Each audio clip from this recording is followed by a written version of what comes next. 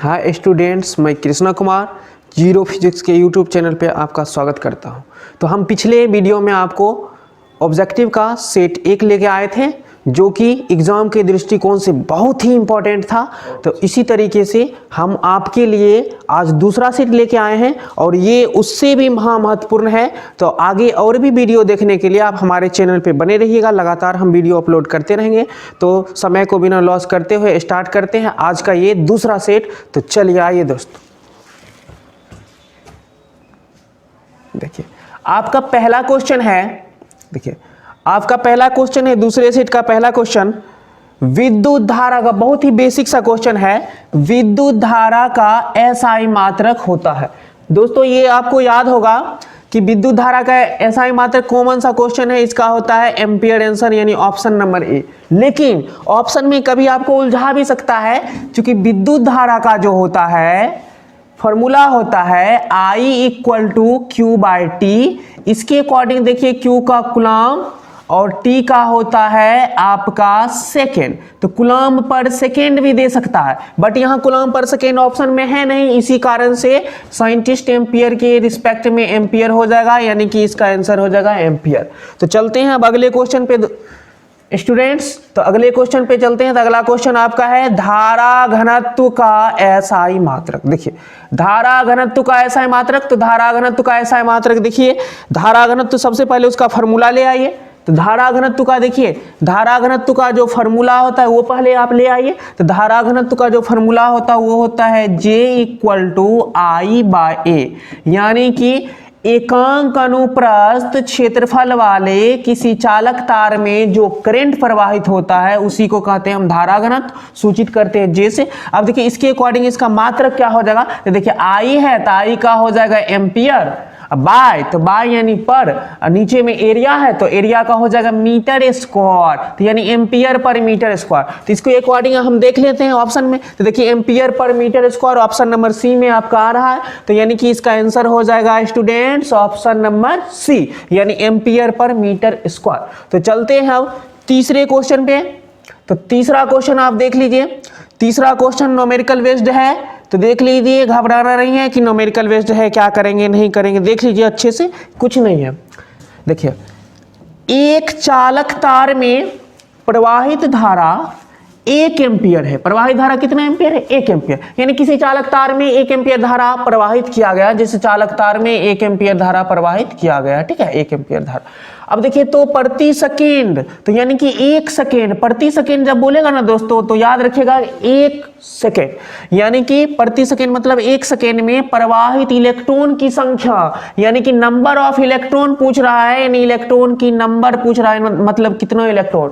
तो इसी बेस्ड पे हमने आपको पहले सेट में क्वेश्चन बताया था कि एक कूलम्ब आवेश कितने इलेक्ट्रॉन द्वारा बनती है। तो आपको बताए होंगे उसमें आंसर होगा 6.25 इंटू 10⁻18 इलेक्ट्रॉन्स। तो अब देखिए यहाँ क्या किया कि कूलम्ब के जगह ना धारा में, वहां आवेश था तो कूलम्ब था, यहाँ पे क्या किया कि धारा में चेंज कर दिया, कूलम्ब की जगह एम्पियर। तो अब कुछ नहीं करना है, जो आंसर था ना वही होगा, चूंकि इलेक्ट्रॉन का संख्या उतना ही होता है, ठीक है। तो अब देखिए क्या करना है कि ऑप्शन में ये तो मैच कर नहीं रहा, तो ऑप्शन में मैच नहीं कर रहा है, तो आप क्या कीजिएगा, थोड़ा सा दिमाग लगाइएगा कि 6 के बाद देखिए यहाँ पॉइंट दिया है, यहाँ 6 के बाद था, यहाँ 6 के पहले। तो अब क्या कीजिए, उसके लिए आप इसका पॉइंट हटाइए, नीचे 2 0 आया। अब देखिए 6 के बाद आपको पॉइंट देना है, तो क्या कीजिए कि 1 0 यहाँ से गुना कर दीजिए, 1 0 से भाग, 1 0 से गुना, यानी 1 0 से गुना 1 0 से भाग, तो 3 0 आया, 3 0 आया, 3 अंक के बाद दशमलव, यानी 625 के बाद दशमलव, यानी 6 के पहले, तो 1 0 डाल दीजिए। यहाँ पर 10 पर पावर 18, इसका पावर 1, तो 18 1 हो जाएगा 19, यानी 10 पर पावर 19, यानी कि 0.625 गुना 10 पर पावर 19, यानी कि इसका ऑप्शन नंबर हो जाएगा बी। तो बी ऑप्शन देखिएगा, प्लस 19 माइनस 19 में भी कंफ्यूजन आएगा, तो इस सबको अच्छे से कैलकुलेट करते हुए चलते हैं अगले क्वेश्चन पे। तो अगला क्वेश्चन आप देख लीजिए स्टूडेंट्स। आपका अगला जो क्वेश्चन है वो आपका है प्रतिघात। देखिए ये बोर्ड एग्जाम में कई बार पूछ चुका है, देखिए फंसाने के लिए पूछ देगा। देखिए चूंकि प्रतिरोध अगर नॉर्मली आपसे पूछता तो आप डायरेक्ट बोल देते ओम, क्योंकि प्रतिरोध का मात्रक आप 10th में ही पढ़े होंगे ओम। लेकिन यहाँ क्या करता है, आपको एग्जाम में पूछ देगा प्रतिघात, तो स्टूडेंट क्या करते हैं कि सोचते प्रतिघात क्या चीज है। तो देखिए प्रतिघात न प्रतिरोध का ही एक रूप होता है, इसलिए हमने दोनों नाम रख दिया। तो प्रतिरोध का मात्रक आप पढ़े होंगे क्या होता है डियर स्टूडेंट्स, ओम। ठीक है, तो ओम बाबा के रिस्पेक्ट में ओम लिखते हैं, तो यहाँ पे क्या हो जाता है कि इसका भी मात्रक क्या हो जाएगा, प्रतिघात का भी ओम, यानी कि यहाँ आपका प्रतिघात का मात्रक हो जाएगा ओम। क्लियर। तो चलते हैं अब अगले क्वेश्चन पे।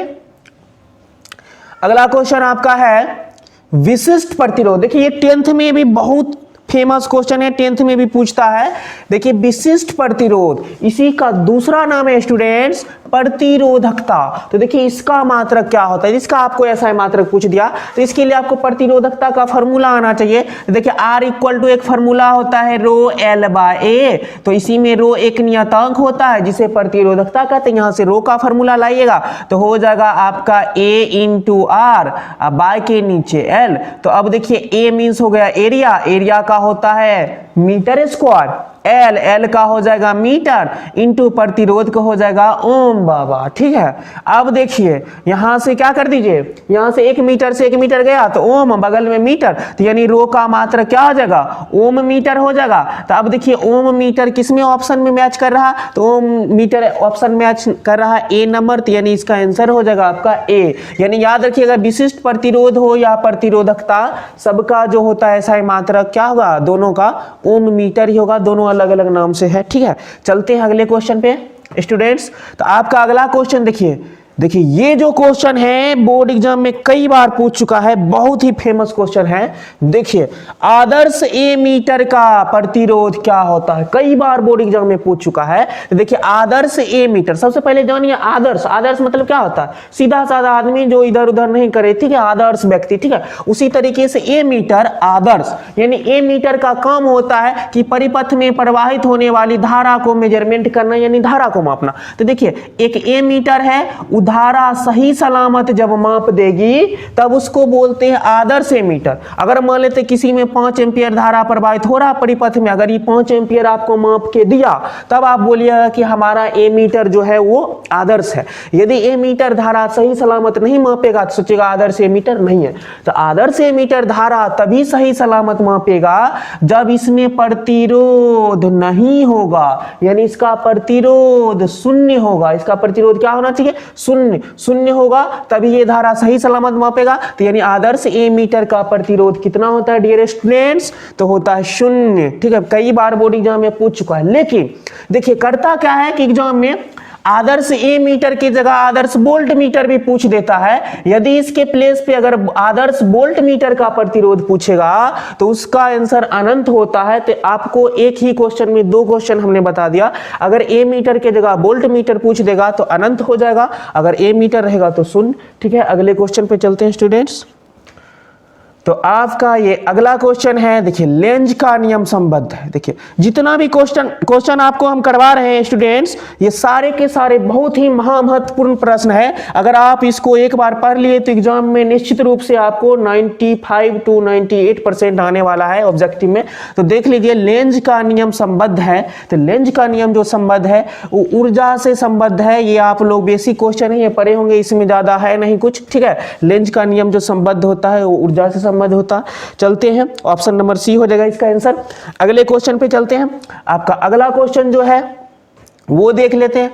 आपका अगला क्वेश्चन है किसी बिंदु पर, देखिए किसी बिंदु पर मिलने वाली सभी धाराओं का बीजगणितीय योग, देखिए सभी धाराओं का बीजगणितीय योग होता है। तो सभी धाराओं का बीजगणितीय योग, किसी बिंदु पर मिलने वाली सभी धाराओं का बीजगणितीय योग 0 होता है। ये कथन था किरचॉफ नामक साइंटिस्ट का। तो अब देखिए उनके हिसाब से क्या होना चाहिए, 0 होता है। किसी बिंदु पर मिलने वाली सभी धाराओं का बीजीय योग क्या होता है, 0। तो देखिए इसका आंसर हो जाएगा ऑप्शन नंबर ए, यानी 0 होता है। कितना होता है, 0। कई बार बोर्ड एग्जाम में ये भी पूछ चुका है। चलते हैं अब अगले क्वेश्चन पे। तो आपका अगला क्वेश्चन है, देखिए ये भी किरचॉफ के नियम से संबंधित क्वेश्चन है। तो देखिए किरचॉफ का नियम जो है ये पूछ रहा है, किरचॉफ का द्वितीय नियम।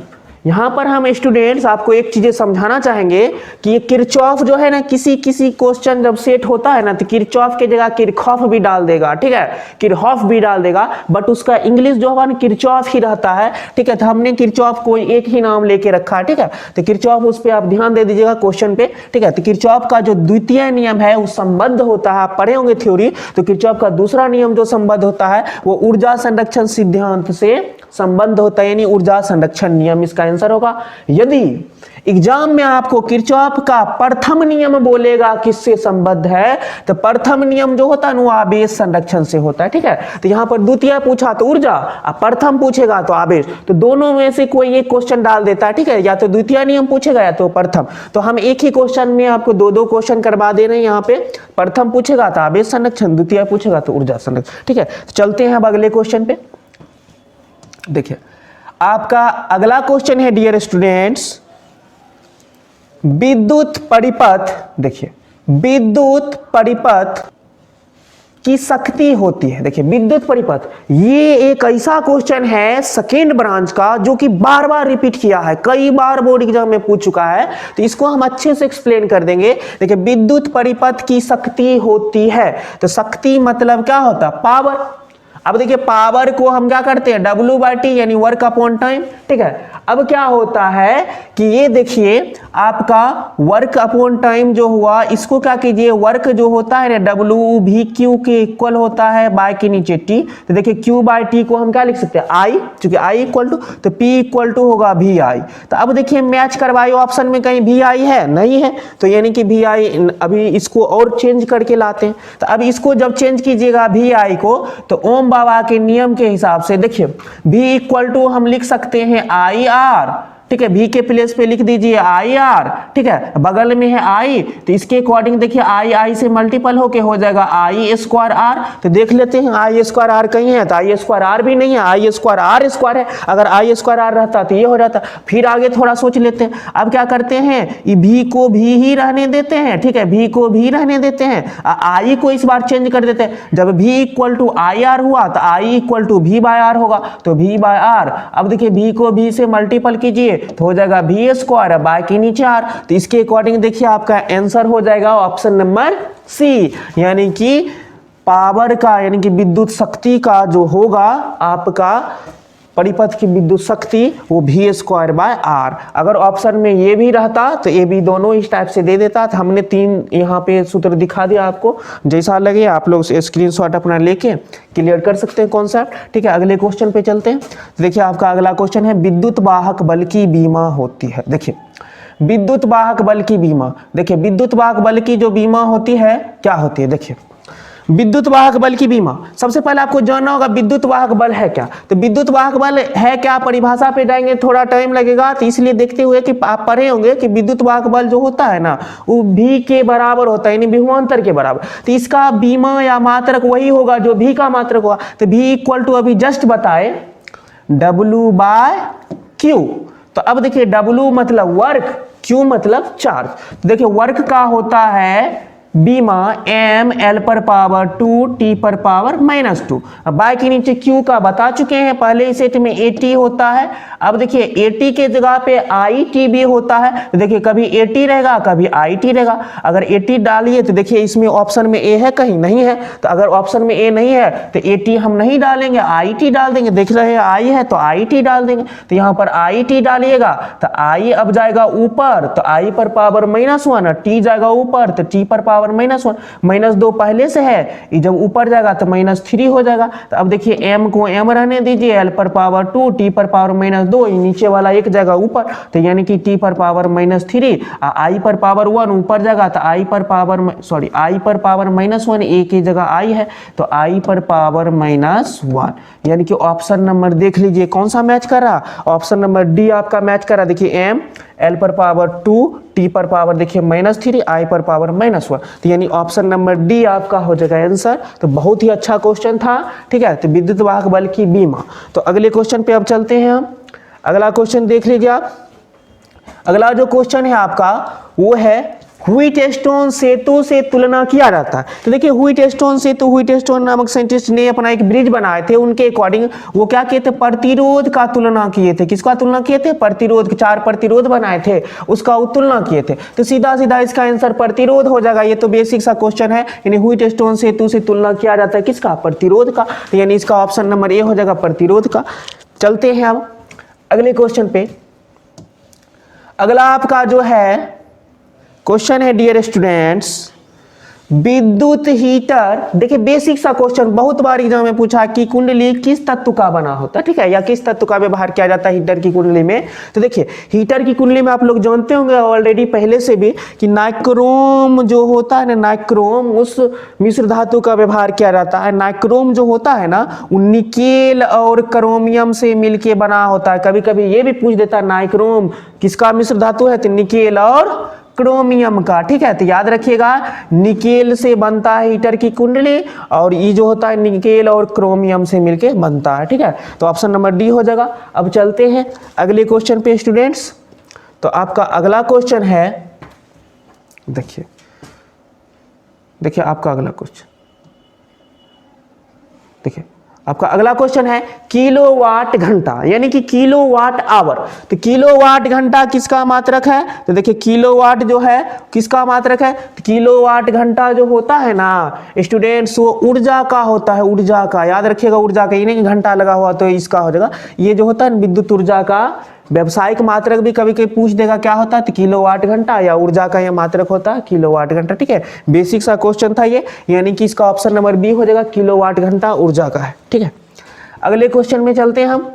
अगला क्वेश्चन जो है व्हीटस्टोन, देखिए फिर से पूछ दिया व्हीटस्टोन के बारे में। तो देखिए व्हीटस्टोन जो होता है ब्रिज यानी सेतु से मापा जाता है। तो अभी जस्ट हम बताए थे वो प्रतिरोध की तुलना करता है, तो प्रतिरोध मापा जाता होगा। तो अब क्या करना है कि प्रतिरोध को क्या करता है, मापता तो है लेकिन उच्च या निम्न। तो याद रखिएगा डियर स्टूडेंट्स कि उच्च प्रतिरोध को ये मापता है, यानी कि हो जाएगा ऑप्शन नंबर ए, उच्च प्रतिरोध। चलते हैं अब अगले क्वेश्चन पे।